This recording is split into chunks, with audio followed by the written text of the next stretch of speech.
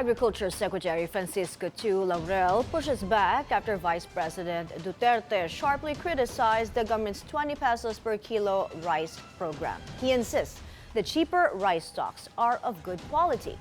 Paulo Barcelon reports.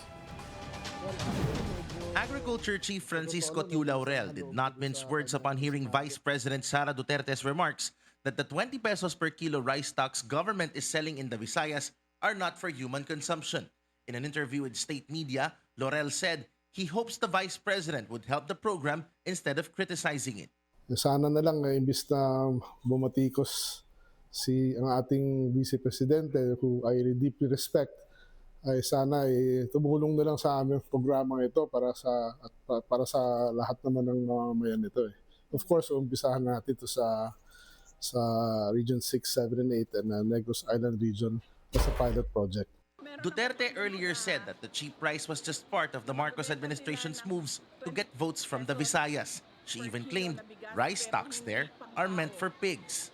Meron akong pagdududa na magbebenta sila ng 20 pesos per kilo na bigas pero hindi pang tao, pang hayop.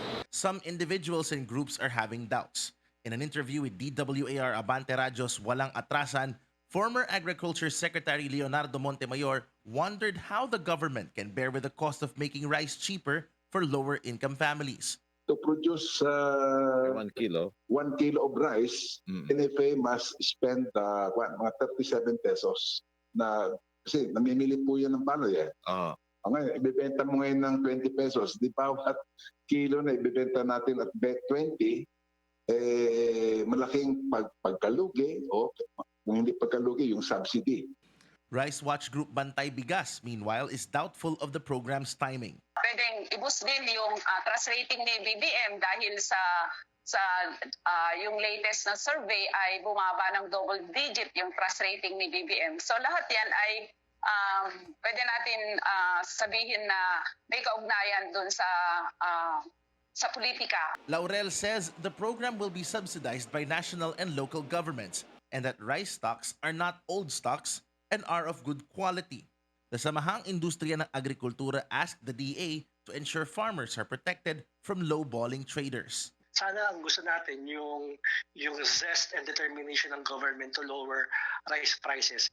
Ganon din sana in protecting yung farmers natin na wag naman bumagsak yung farm gate price. If they can subsidize yung 20 peso rice, baka kailangan dagdagan din yung subsidy as far as yung NFA procurement ng palay is concerned. Kasi NFA can compete at 80-19. Pag wala kasi ang NFA, talagang mababarat ang mga farmers down to 15. The DA says the program is meant to move out old rice buffer stocks and replenish them with newer ones. Laurel also assured the public that if rice stocks are found to have weevils or bukbok, those stocks would not be delivered and their warehouses investigated. But Laurel is confident advancements in warehousing methods will help solve this problem. Back in 2022, President Bongbong Marcos and Vice President Duterte jointly campaigned and won the election, with cheap rice as one of their major campaign promises.